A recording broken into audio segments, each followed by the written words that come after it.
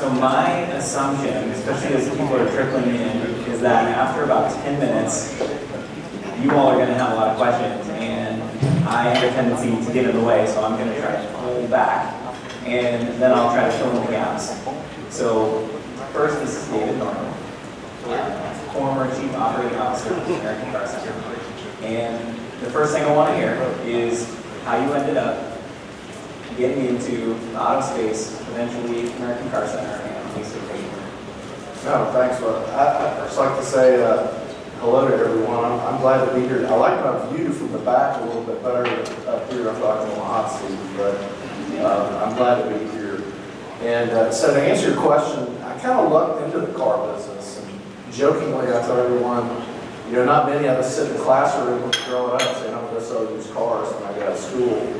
You just kind of get into the space. And I was actually running a recruiting firm and was primarily focused on helping companies identify and hire accounting and finance professionals. And one of my largest clients, 2008 and 2009, was a growing buyer-payer dealership operation in Southeast Tennessee. They had 2 locations. They were talking about having a third, and they were really putting together their infrastructure to be able to facilitate that growth. So I helped them hire their credit manager, a couple of collection supervisors, an IT manager, accounting staff, 2 accountants, I think, and 1 controller. And just really got to know the business that way from working with them, trying to figure out how they wanted things structured internally. And I was at a breakfast meeting one morning with their chief operating officer, and about midway through, I stopped and I said, Shane, are you wanting me to help you find this position, or are you interviewing me for the job? And he said, well, if you're interested, we'd like to talk further with it. The next thing you know, 2 weeks later, I turned in my notice and I got into the car business. And so it was interesting. The first 3 weeks, we had a pretty defined training schedule. The first 3 weeks that I was in the business, I was a cashier at one of their stores, and they still accepted cash at that point in time. This was 2010. And I ran a teller line basically in their finance office and just got to meet the customers, got to really kind of interact with them on a daily basis. And they were doing primarily weekly payments. And that's really what my first exposure to the subprime customer base was. And I tell everyone I would trade those 3 weeks of being a cashier for anything, because when I moved on into sales and collections and kind of working in underwriting, I knew what our customer base was. And I think that's super important in the space to really kind of know who we're serving and who we're trying to help, whether it's help get a vehicle, help get back on their feet, help turn their credit around, or whatever. I think that's important to know who they are. So yeah, absolutely, I totally agree with you. What was it that brought you into American Car Center and Lisa Payton? Well, Michael Shivers, who's the founder and CEO of American Car Center, was in Memphis, and I went to school in Memphis, at a small school, Rhodes College. And so we knew a lot of the same people, and we happened to run into each other in a 20 group. We were in an old NCM finance 20 group that met 3 times a year in Atlanta, and it was a finance group, so we were super cost sensitive. We would fly in on a Wednesday and fly out on a Thursday, and so it was a pretty quick one. But we just kind of started talking about the business and things that we liked about it and disliked, and some of the challenges, and just developed a professional friendship and stayed in touch. And he called me one day out of the blue and said, I've got a pretty unique opportunity. I want to grow this thing, and I need your help. Are you interested? I said, no, I'm fine. I'm in East Tennessee, and I'm pretty solid here. This is where I'm from. Well, he called me a second time, a third time, and finally my wife and I went out to visit, kind of hang out in Memphis, and he had a really unique vision, and trying to do something that I think a lot of people we talk about, but executing it is the biggest challenge. He said, Michael's pretty adamant about this process. I keep cutting them out. Was adamant about this process, and it just ballooned in there, or I couldn't turn down. So, starting with 6 stores, that's what it was when you came in. What was the first objective? It couldn't have been 68. Well, I think the first objective was, okay, we're only doing leasing, and so I need to figure out how leasing works. Back to number one. Is that better? Fire's better. And so, just really kind of understanding the leasing model was objective number one. And from there, it was, okay, we have 6 locations, 4 in Memphis, 1 in Jackson, Tennessee, and we had just opened one in January prior to my joining in the middle of the year in Tupelo, Mississippi. So we were in 2 states, 6 locations. What makes the most sense of where we want to go next? And so we got a big map out. What makes sense? Okay, we're in Jackson, we're in Tupelo. Well, Huntsville is only an hour from Tupelo, and Nashville is an hour and a half from Jackson. So let's start there. And then it just kind of ballooned from that. But I will say, having learned the hard way when growing, it was much easier to grow when we had identified people to help us grow than it was to just go and find a spot in Nashville, Tennessee, for a car dealership. Having already rooted in the market made that a lot easier. So, while I'm going to ask you this next question, why don't you take your hook on mine and just finish it up? Yeah, I'll put them Nice. I could screw. Oh, that's a lot better. Sorry. So, tell us what it was like on the actual road of growing those stores. And that's a lot of stores in a short amount of time. It's kind of hard to fathom that it happened that quickly. 62 stores in 6.5 years was a lot. And first off, let me preface this. I'll hold it. Or you want to give me another one? I think failure is the best teacher, right?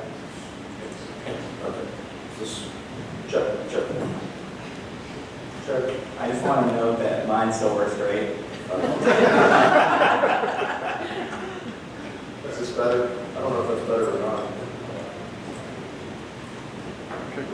How's that?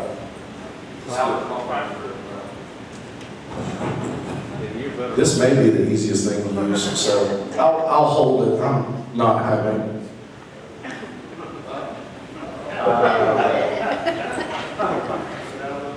I would use mine, but it's like down my shirt and in my pants. Hello? All right. So, I think failure is the best teacher. I mean, if you think about it, you never hit a shot you don't take. And so, in scaling, we learned the hard way a lot of things of what not to do. And that was okay. It was just a matter of not repeating the same failures over and over again. And I think that one of the things that Michael was really big on, and his vision was, is that, I don't know how we're going to get there, but we're going to be committed to getting there. And so in setting those goals, we set short-term and long-term goals, and my focus was really more on the short-term piece because the long-term would come. Let's live in the now and think about the next. And so it was a lot of blocking and tackling. Nothing super intellectually, challenging other than getting it done. And I think that when you look at different markets, particularly newer markets, I learned real quickly it's a lot easier to open a store than it is to understand the sales tax laws in a particular state. And so, okay, well, we need to research the sales tax laws before we go into a new state. So little things like that came up as we went that we just, kind of created a playbook for opening a new store. And I told everyone we're going to run super lean. I'm not going to have the Taj Mahals. We're not going to be on 15 acres. I need 3/4 of an acre, 1,700 square feet of a building, and the ability to put 40 cars on the ground. And if I can do that with the right people, we should sell 50 to 60. And that was kind of the basic model. And we did that in a lot of stores, and we didn't do that in a lot of stores, and we even did more in certain stores. But that was kind of the overall goal.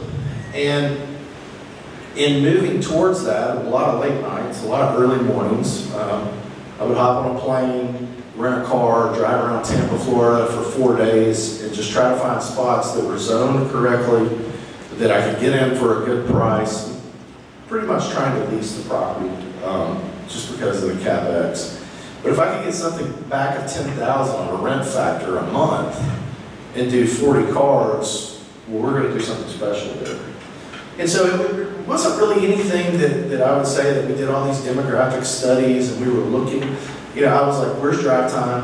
Where's CarMax? And I want to be as close to them as possible. And if I can't be close to either of them, where's Walmart? And how close can I get to Walmart?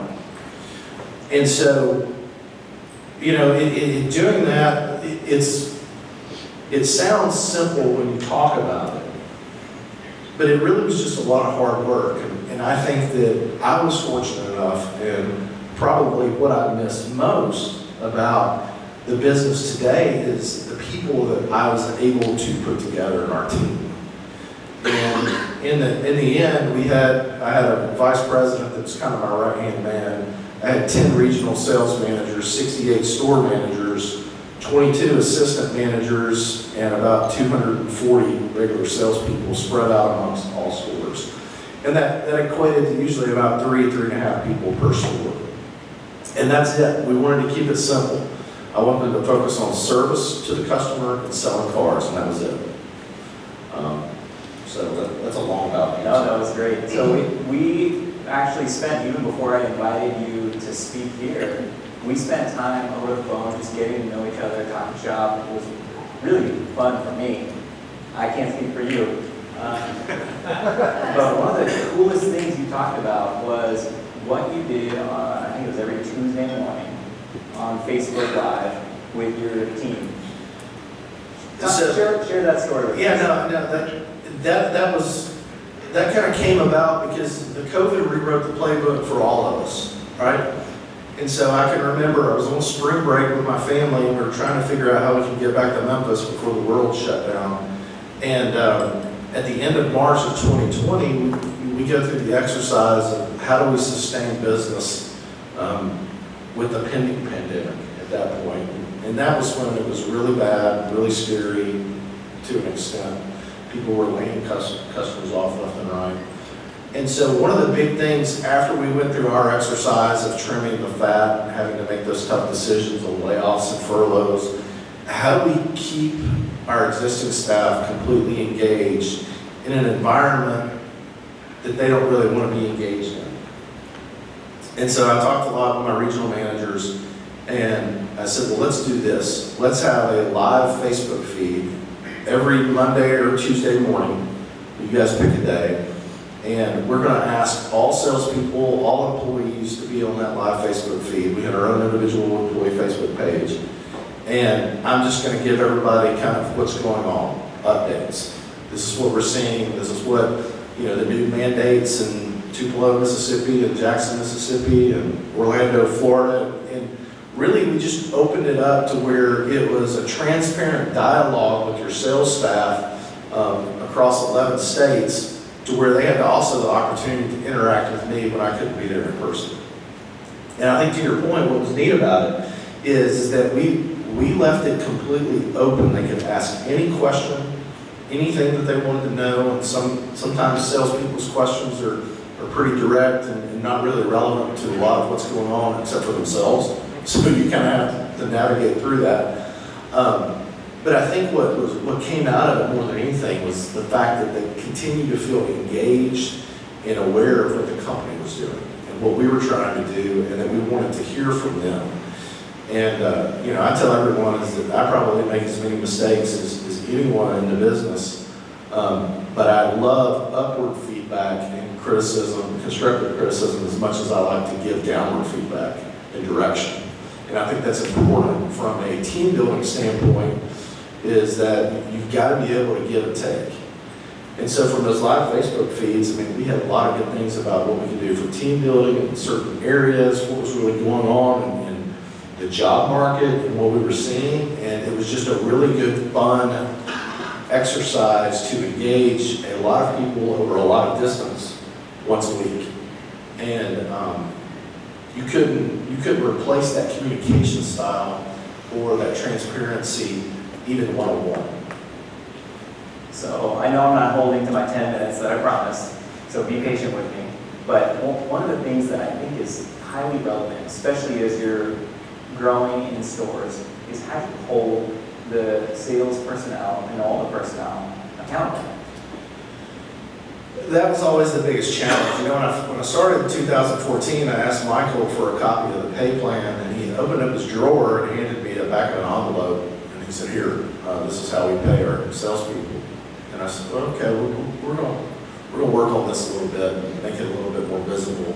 And the pay plan itself did not change in my entire 7-year career with them. We kept the pay plan exactly the same.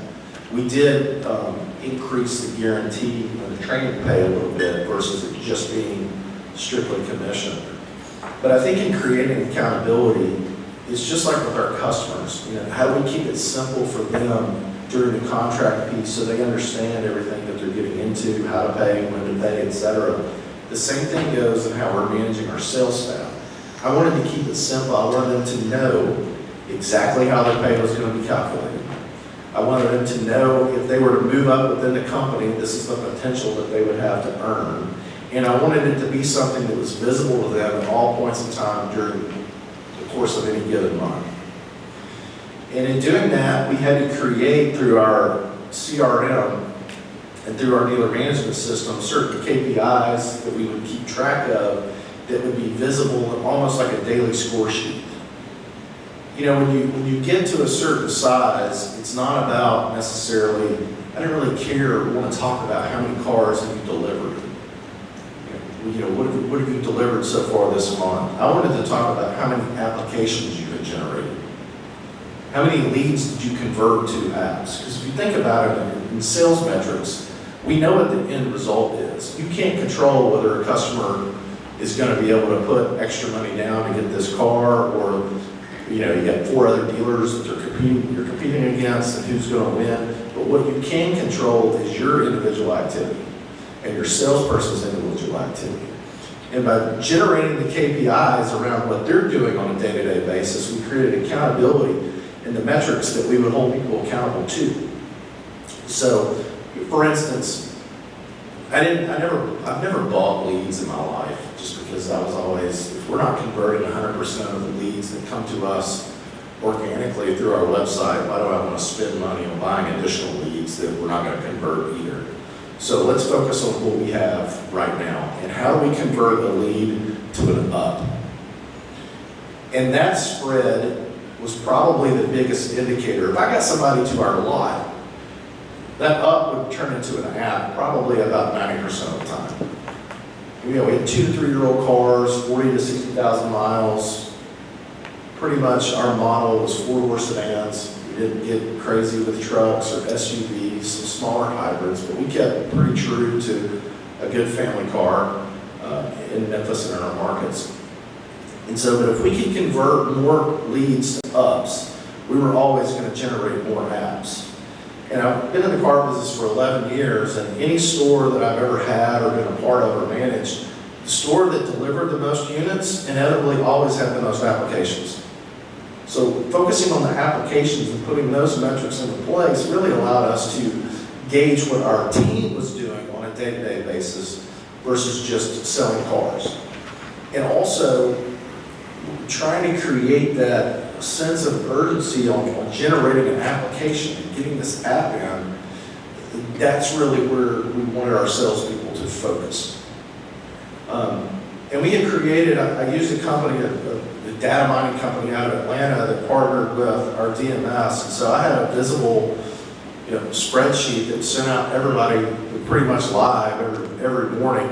And it told you by salesperson, by store, by sales manager, everything, number of apps, or number of leads, number of apps, number of deals delivered, and deals funded, because I didn't pay commission unless the deal got funded by our related finance company, for whatever reason, for sales, etc. But the bigger piece of that, what I also found in working with this data mining group, and we used Tableau for our analytics, is that I could also do a data dump from our phone system and our CRM and they would scrub it, and I could pull up a lead, and I could tell you how many times that lead had been called, who called it, and what was the success of that lead from the time that it came in until the time that it either was dead or delivered. And so when I would talk to stores that might be, struggling a little bit throughout the month, I'd talk to the regional and would be on the phone with the sales manager talking about how they can improve. I was like, well, let's talk about what we're doing on these leads. Well, we're just not getting a lot of leads. Well, you really are. You're not calling a lot of leads. So if you have one lead and you call them once, you're not going to convert that. But I can look at this other store that's being successful, and if you go down through the first 10 leads in their bucket, they've called them 4, 5, 6 times. So they're continuing to work their leads versus sitting around and saying, hey, we're just not busy. In today's age, particularly as things become more advanced and more technologically savvy, the ability to convert is important. We can't wait for the up bus. It's not the old school way. When I remember my parents buying a car, and we'd go to the dealership, and the guys would be drinking their coffee and smoking their cigarettes out, waiting for you to show up so they could run and help open the door. I always wanted to make more phone calls than everybody else, because if they came in and asked for me, then I would sell the car. I didn't have to be working a lot. I didn't have to wait for people to show up. And that's really the message that we try to push on our salespeople: create your own leads. And our best salespeople, and ultimately our best managers, are the ones that created and delivered the most applications. So now I'm going to open it up for general questions. I have gap questions if for some reason there's no questions. When questions come in, why don't you repeat it so that everybody can hear it? And let's open it up. Well, I think Joe had a question. You mentioned it earlier. You wanted to know if I had to do it all over again. Yeah, if you had to do it again, say you're going to start tomorrow and try to duplicate the success you had in terms of opening accounts receivable, would you do a delivery or hybrid, would you do a digital and delivery model? Would you do a brick and mortar model or some hybrid of the two? I was kind of joking with you earlier. I'm glad you let me know you were going to ask that question this morning, so I had time to think about it. I would probably do more of a hybrid model, because I think that we have to be realistic and understand that the demographic that we're going to continue to serve is going to become more and more Generation Z or millennials, or they're more technologically savvy. They love the digital world. They're not, I think my 11-year-old can operate an iPhone and an iPad better than I can. But so I would probably do a hybrid model. But I don't think that we can discredit the ability of people to still want to come do business from face to face. I think we have to be cognizant of the fact that we are changing, and the delivery methods will continue to change. And I think the smarter dealers, and some of them are in this room, is they are looking at how they can do that. My big thing from a compliance standpoint, how do we structure that? How do we get trucks? Who's going to deliver the trucks? How do we ensure that there's nothing said, incorrectly during the contracting purposes? Can we digitize everything to where everything is an e-doc now, and all we do is turn the iPad or turn the screen around and let the customer sign up accordingly? But I think that there is some benefit of having that efficiency. Obviously, there's a cost associated with that too, with your trucks and the delivery method and how that's going to happen. But I think a hybrid model is something that I would want to do, because I know people have been successful with it. The company I used to work for, Easy Auto, they're doing probably anywhere, there's 6 stores, they're probably doing close to 350, 400 units a month, if I had to guess. And I think about 70 or 80 of those are in-home delivery units now. They bought a couple of trucks, they hired a couple of people, and so I think that works. But I also think that what we've seen today, and what you guys have all seen, you've been to NIADA, you've been to NABD, you talk to the folks at LHPH all the time.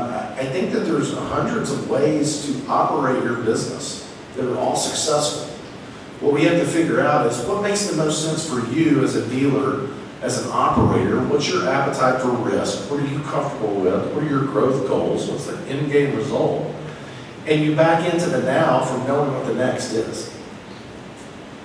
So as a follow-up, if capital constraints are a reality, you don't have a big Wells Fargo one, and it's going to cost you double to get into the business starting today than it might in 6 months, 12 months, a year when inventory supply gets back down. Would you start tomorrow or would you wait? I think if I were to start tomorrow, I'd have to be realistic about what I could do. You know, in 2015, towards the tail end of 2015, I started in June. We had opened 9 stores in a year and a half. And that was just traditionally with our Wells Fargo line that we had at that point. And we ran into some significant liquidity issues because basically we had sold ourselves broke at that point in time. We weren't going to get any additional runway through Wells Fargo because we were backed by one guarantor. It was our CEO, Michael Shivers. And so we had to go out, we really had to look for some institutional backing in order to continue to grow, or we were just going to squeeze it and be a really good operator at 15. But the problem that we found on that, when we started really peeling back the layers, is that you really need to have 3 or 4 stores and run super lean, or 20, because of the infrastructure and everything that's involved with those additional accounts, additional inventory, requisitions, etc. And so it was like, okay, well, we're at 15. Do we shut 9 down and go back, or do we really kind of go out and try to farm out some capital? And we were fortunate enough to do so. But those were some tense discussions. Are we really going in the right direction, or are we really not? If I had to do it today with the capital constraints, I would start with 1 store and I would run super duper lean. And then take it from there and see where we are in 24 months. So not to demand more questions, but another thought would be, this is the game. A lot of people get caught up on how many accounts I have, what's my receivable. At the end of the day, I'm in the business to make money. And so the game to me is how much money do you put in your bank account. And if the trajectory for me is to try to build this up for my family and maybe have something my kids want to do, versus trying to make it one hit and sell it off to a hedge fund like y'all did you make good money? Or are you better off to have your 10 stores and generate cash flow and pay all your debt off? Well, I would say Michael made unbelievably great money. We were a shareholder of one when he sold out. He's still a minority owner right now, so he's still going to make really, really good money. I think, again, that's the appetite for risk that you're willing to take. There was no guarantees, and there's still no guarantees, and I kind of joke, I tell everybody that their sales are in the tank right now, and I'm a little bit concerned about my guys, but Michael is still going to make a fair share of money that he'll be able to pass on to his kids. And his kids are all relatively young too and have no desire to be in a car business. So, but to your point, you go to these dealers, these dealer groups and the 20 groups, and I think the 20 groups are a little bit more educational. When you go to the association meetings, everybody wants to talk about how many cars you sell per month and how you do all this. Well, this is the one business you can actually sell less and make more. And I think my whole thing was, when I was operating, what I used to tell our sales guys is that, hey, look, this is reality. Let's be completely transparent. I want you to make as much money as you possibly can because there's no cap on our commission structure. However, this is the box that we're going to operate. And if we're not seeing deals within this box, they will not be delivered or approved. It's plain and simple. Because like you, I never wanted to win an advertising award. I never wanted to say that, man, your stores are beautiful, or I just wanted everyone to make money. And that was the ultimate end goal. And I think that we can get caught up in the market's tough, we need to change our underwriting guidelines, so we're selling a little bit more cars. No, during COVID, if anything, I made underwriting harder because the job stability factor was so much worse. And so I think, again, it's about what is the individual operator and dealer principal's appetite for risk, and what's the end game result? Are you doing this to sell off? Are you doing it to pass along something? Are you doing it because you just love the car dealership, the car business? And in doing that, I think ultimately individuals have to make that same decision for what's best for their and their family. What are the biggest things besides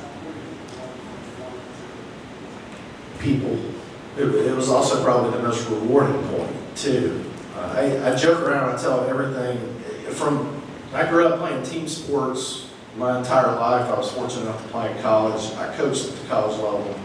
Everything came down to people or process. Your game plan or your athletes, if you will. And the same thing holds true in business, particularly in my experience in the car business, is the most rewarding piece of the day was seeing someone that no one would give a chance to and seeing them really succeed. But then also the biggest pain point was giving someone an opportunity and them not running with it. Unfulfilled potential is horrible, but that's also reality. What I did find the hard way, and I mentioned it earlier, is that when we would go into these newer markets, or we'd say, hey, we're doing well at Tallahassee, let's go to Pensacola. Well, thinking 3, 4, 5 months out, I want to have the Pensacola manager hired, training somewhere for 3 to 4 months, so that when I found the spot, we got it renovated, the sign up and the license and everything like that, I had somebody completely trained. Now, I learned that the hard way because trying to open, and making rash, reactive hiring decisions can be costly. And it's a lot easier to get rid of someone than it is to find a really good person. And so what we had to do as part of our playbook is we just had to be very judicious on the hiring process, and not just on the type of individual that we went after, but the person in and of itself. Again, we were very lean. There was a lot of autonomy. We only took cash for our cap cost reduction. We didn't take cash for payments, but there's still that level of trust there. And so, again, the biggest pain points were the people, but it also, in turn, was also the most rewarding points as well. Yes, sir. You mentioned you had regional managers in your management structure. Did you envision that structure before you expanded, or did you kind of just fall into that structure as you grew? And then my second question is how did you choose which markets you want to go into? What was the criteria? No, good question. I'll answer the first one. So I had always told Michael that when we got to a certain point that I could only manage on a day-to-day basis so many stores before it became ineffective and inefficient. And as I stated previously, Robert Half International was publicly traded, 350 stores across the globe. They had a very unique hierarchy structure, really a good training structure for sales as far as how they were done. They had their branches, they had a branch director, then they had a metro market and a regional manager and a district manager, so on and so forth. And so I kind of already had envisioned in my head the hierarchy of the management structure, but I didn't hire any regional managers until I hit 11 stores. And when I hit 11 stores, I picked my best sales manager and made him a regional manager and said, let's go fix some of the low-hanging fruit. And in doing that, what I told Michael, with 6 stores and the new guy coming in, that now 6 stores that have been in business for 15 years, and some of them were former owners that had just sold their dealership but wanted to make money and work for Michael, I was not going to change how they were doing business. So I told him from the get-go, we're going to fix things from the outside and eventually it will trickle back to Memphis. So we started with the new stores, and that's really where we implemented a lot of the new changes. And when I say it was kind of like the Wild Wild West, I started looking into some of the deals and I was like, wait a minute, why are residuals all over the place? Well, that's because sales managers have the ability to change the residual to meet a payment call or anything like that. So we got rid of that off the get-go. And then I started asking questions about risk-based pricing because the interest rates were all over the place. Now the interest rates are all the same. Well, come to find out, the sales managers have the ability to change the rate too, so they can kind of adjust the money factor slightly. So we made all these changes in the beginning, store 7, store 8, store 9, that really kind of came back into play. But it was not any secret sauce of what we did to determine the markets that we went to. It was like, what's the easiest for me to facilitate and deliver cars to, and how quickly can I get there being a person of one? So store 7 and 8 were both in Nashville. Store 9 was in Huntsville, Alabama, so that's about 2.5 hours, 3 hours from Memphis. Store 10 was in Birmingham. Store 11 was south of Birmingham. And so we really just kind of went that next market over. Chattanooga, Knoxville, Jackson, Mississippi. And so it was kind of like a spider web. Or like if your car gets a window chip on the windshield and it spider webs out, that's really kind of what we picked, the markets that we're existingly in. And can we serve this? And how many cars can I produce and ship from Memphis, Tennessee in a timely manner to get to these locations? And at what point in time do I need another recon center to be able to facilitate newer stores? And so it was simply blocking and tackling and addressing those questions with every single location that we looked at open. Does that answer your question? Yeah, I think so. What else? Did you guys, I mean, were you, the Southeast market, was it just, that's where you were, so that's where you were gonna do it? Or did you see something unique in the Southeast market versus the rest of the country? Well, I think in the beginning it started out, that's where we were, and that's the easiest thing to do. But also, you know, I kept saying, how quickly can we get to the Carolinas because it's a tax-friendly state. Arkansas was pretty tough because you have personal property tax on top of the sales tax. And same thing, Missouri's even worse than Arkansas. So we kind of learned that stuff the hard way. It caused us to hire a VP of tax just so that I didn't have to do the tax research myself. And we hired a CPA that specialized in sales, state and local tax, and it's kind of all their focus was on newer markets and how that would come into play. But what we found is that because of where we were located in Memphis, it was very easy from a distribution standpoint to just focus on the Southeast. Now, I will tell you, from a recon perspective, that got more challenging as we grew. We had centralized recon, we had centralized everything. But when I first got there, you know, my question is, how long does it take when I buy a car at the auction, how long does it take to hit the lot? And it was about 29, 28 days. And I said, we can do better. How do we get to 25? When we get to 25, how do we get to 22? When we get to 22, how do we get to 18? And we got it down to about 17 days from the time that we bought it at the sale to the time that we got it to a retail lot. Well, then we run into the problems that all the auctions are doing now. They wouldn't give me my titles quick enough. So I had my car sitting in a lot, but technically I couldn't do anything with it until the title came in. But the recon centers were, where can I find a spot that has 30 to 40 bays and I can recon cars? And we got lucky and found one in Seminole, Florida. And I could buy it at the Orlando auction and ship cars to Seminole a whole lot cheaper than shipping them from Orlando to Memphis. And so in doing that in Seminole, once we got that up and running with 35 lifts, it made more sense to try to build out Florida because we already had a presence to deliver cars in that region. And so it really was also dependent on finding space that we could have a centralized recon center that would help facilitate growth for those particular stores in newer markets that were further away from Memphis. Vernon, did you have a question? Yeah, did you acquire all your inventory from a centralized office? We did. When I first started, Michael was still buying off cars. And that was kind of the running joke, is that there were certain times that we could talk about things because Michael was buying cars. When he wasn't buying cars, you know, typical dealer principle, he was like, I need to get out of the office for a little while. But we hired a guy from Drive Time that was one of their buyers. And it was harder to retrain him to our box versus just standing in the lane with his hand up because that's all he'd done for 4 years. But once we got him acclimated to what we wanted to do from a buying perspective, it became a lot easier. And then Michael transitioned completely out of buying the cars totally. And then we hired another buyer. And then we hired someone that was really going to be our VP of Recon and purchasing. And he handled managing the buyers and buying some himself. And so it kind of grew up from there. But we did centralize everything out of Memphis. Now, what we did once we got up to a couple of buyers is that I thought it was as beneficial for them to be in certain local auctions, low-hanging fruit, I think Stan talked about it earlier, than just doing everything online. So we would have a mix of people in the office buying online and in the lanes. I'm sorry? We're paid salary. Salary.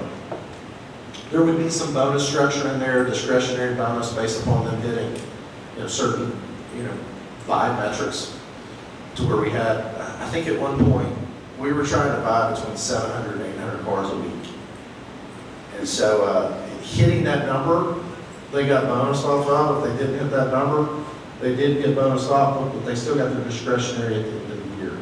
And we had some buyers that were really good. We had some buyers that came in that kind of learned the hard way, if you will. And I think it was really, what is our box? What is our ACV? And we were trying to be anywhere from, 8,000, pre-recon, 8,000 to 11,000 post-recon. And we had a flat, pack of 1,500 that we put on all cars. But we found that for buyers, it was better to pay them salary plus a bonus than try to do them on a per car basis. Yes, sir. Underwriting, did each store follow the same guidelines? Did the managers of that store get to decide what deals got done? And then how did y'all hold them accountable that you would be consistent? So kind of back to my point earlier where I said we started peeling back the layers and really focusing on where we could put controls in place. And we had standardized and centralized all underwriting. The stores literally did nothing but plug the numbers in and deliver cars. And they would answer, typical sales questions or whatever. The underwriting department that was centralized was part of the RFC, completely separate from the dealership. And so really, it was what it was. The price is the price, the rate's the rate, everything was packed in. We didn't have any ancillary products, we didn't sell gap insurance, we didn't sell credit life, we didn't do extended warranties. Every car came with a warranty, limited powertrain warranty based upon the mileage. And it started with 36 and would go down to 66, depending upon the mileage of the car. But all of that was centralized and maintained and audited on an ongoing basis through the underwriting department that we had at our corporate office. And we started that early when we had 6 stores, 7 stores, because it was so much easier to have that on the front end and have control over everything than it would have been to not and be at 15, 16 stores and then trying to correct it at that point in time. But it was pretty straightforward. We had our own basic model that we had talked to NEO, which is a data mining group for underwriting. We looked at Zoom, we looked at AutoZoom, we looked at a couple of different things. And at the end of the day, what we did is we came up with our own underwriting model based upon job time, credit score, residence time, and income, taking into PTI and their debt to income on a net basis. And that was pretty standard. Now, we would change what our requirements were on a cap cost reduction standpoint based upon the tier that they qualified for within that scoring model. But that was really the only adjustments to underwriting we would ever make was changing of the cap cost reduction by tier and or term extensions. And the last thing I ever wanted to do, even on the sales guys, and when we sell cars, was I didn't want to extend term any more than we already had. We were running about a 43-month average lease term. But what was unique for us is at the end of the lease term, there was a purchase option that every customer had. And to where we would turn around and we'd take the residual value, and I tried to keep it between $3,500 and $3,800 max. We would turn around and we would sell them that with a retail installment contract at 0% interest, the same as cash, and we keep their payment the same. So they actually could get to ownership in about 52 months, 50 to 52 months versus our competitors versus drive time, retail installment contracts at 72. So that was kind of our motto, is that I can show you in our lease here, pay here model how I can get you to ownership quicker, faster, and cheaper than someone down the street.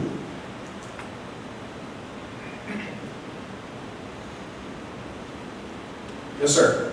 Do you think that you built something that's sustainable, that can, because you've seen, we see a lot of, in our industry in the past, we've seen a lot blow up really fast and then blow apart.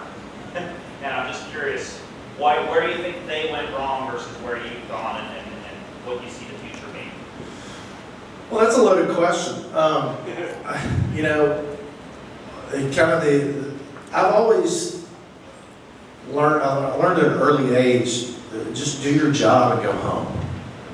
And so, I was kind of joking when Tim asked me to do that. I said, well, Tim, in 11 years, I've been asked a couple of times to be on panels, and I've always said no, because I want to be the guy in the back of the room taking notes and not the one talking on stage.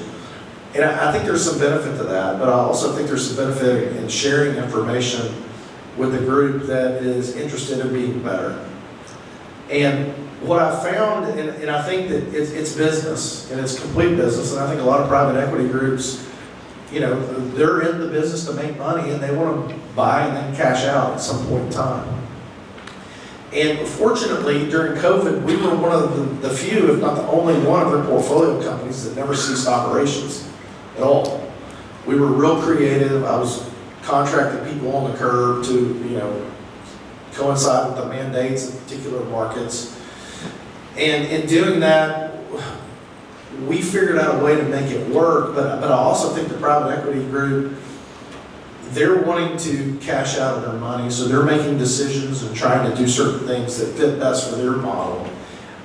The problem with that is that no one there anymore ever has any dealership experience.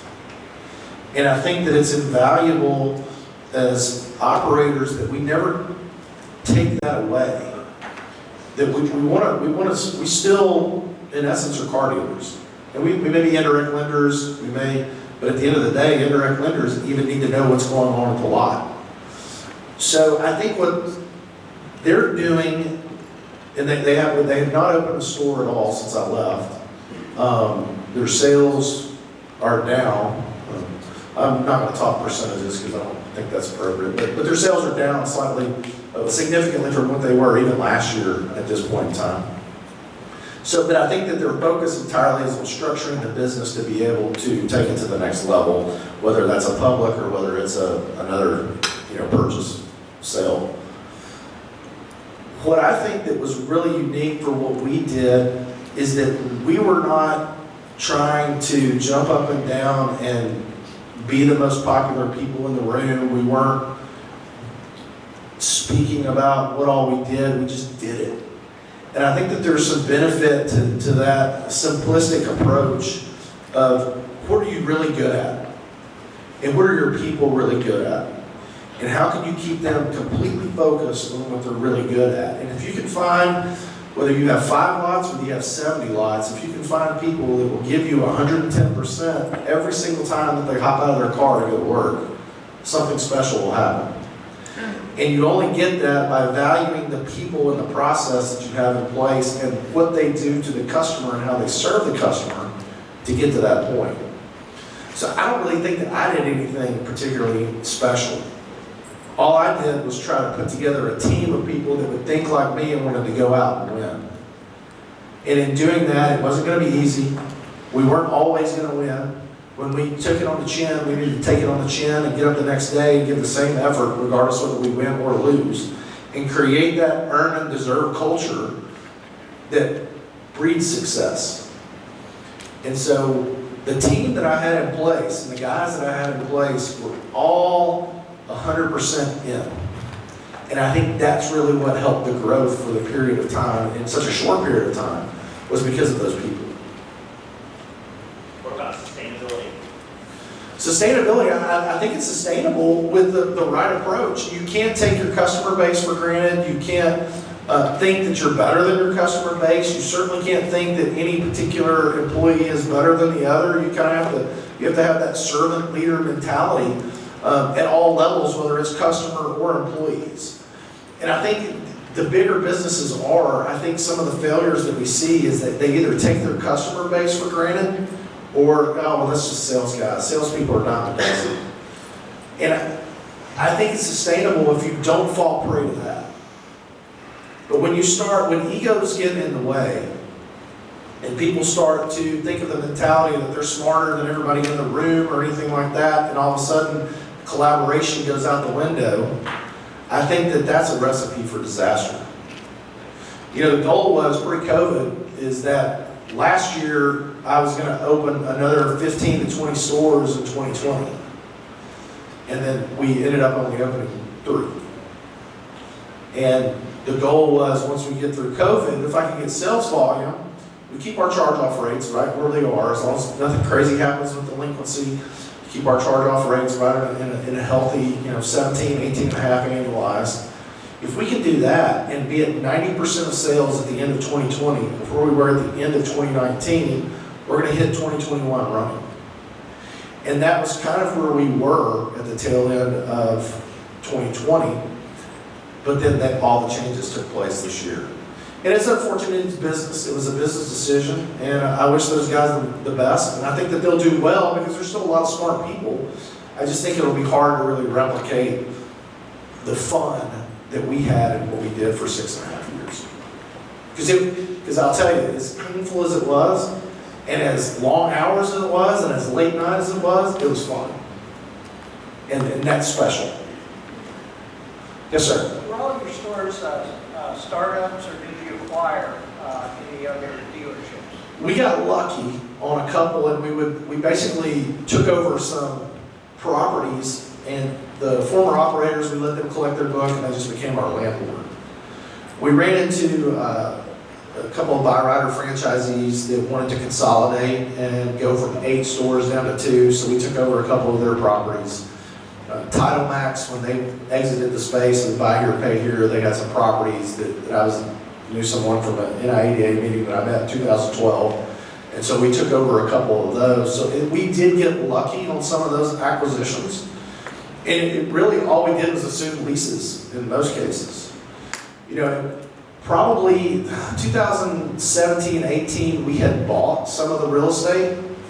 And the purpose of that was that if we had a separate LLC that was real estate holdings, for estate purposes, could our owners, gift pieces of that LLC to their heirs and basically just have the real estate backing the LLC.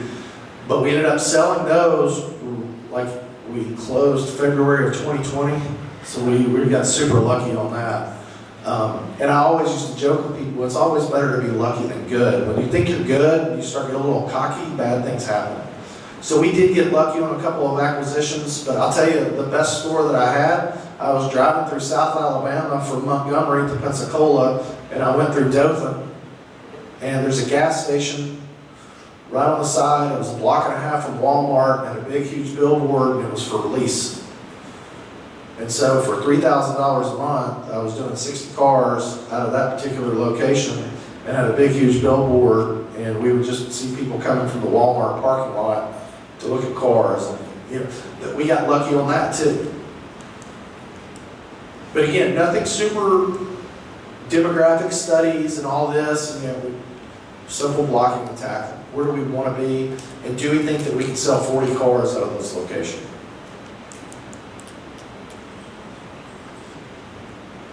We're getting right to the end of the hour. I want to open it up for any last questions. I have one for you. Okay. So you talked early on, as we were talking about mistakes and failures. Was there any single biggest one that you just felt was the hardest that you guys were able to overcome and learn from? It's probably like 5 or 6. I think that we've all made hiring decisions, good and bad. And one of my mentors a long time ago told me, he goes, when you meet someone and you know that they're going to be successful, you pull the trigger. And when you have someone that's not cutting it, and your gut is telling you that they're never going to cut it, you need to cut them. They're either going to be there or they're not. And the first time that you think that you might need to get rid of somebody is when you know you've already made your decision. And I pushed back on that a couple of times. And I think, again, it's a business decision, but we do work with people. And people do have families and people do have livelihoods, and so that pulls on your heartstrings when you have to make some of those tough decisions. And there was a couple of instances to where I prolonged making changes longer than I should, and it ended up hurting the enterprise slightly. Nothing we didn't recover from, but it probably would have made things a lot easier if I'd gone with my gut in the beginning and made those tough decisions now versus pushing them under the rug or trying to improve when my gut told me that we weren't. So, you know, again, I've probably talked a lot about people and process, but I really think that when it comes down to our business and your business models, you can break everything down to where the successes and failures are either one of those two things. And sometimes you have to have the people in order to put the right processes in place.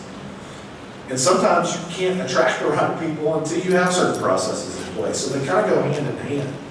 And I think that it's very hard as you're working through your business model and you're working with your lenders and with your banks and with your partners, is that how do we make improvements and get down on a granular level to where it is people and process? And can we put certain things in place that are simple and pay that's simple? Your deal structure is simple so that there's no questions from a customer, so that they completely understand it and walk away and it's complete transparency. And I think that's easier said than done. But that would probably be the single hardest thing in what I wish that I would have done differently, is that just gone with my gut and made the tough decision and met that challenge head on versus trying to let it play out itself. Well, thanks so much, David. This has been awesome for me. I hope you all got as much out of this as I did. So thanks a ton.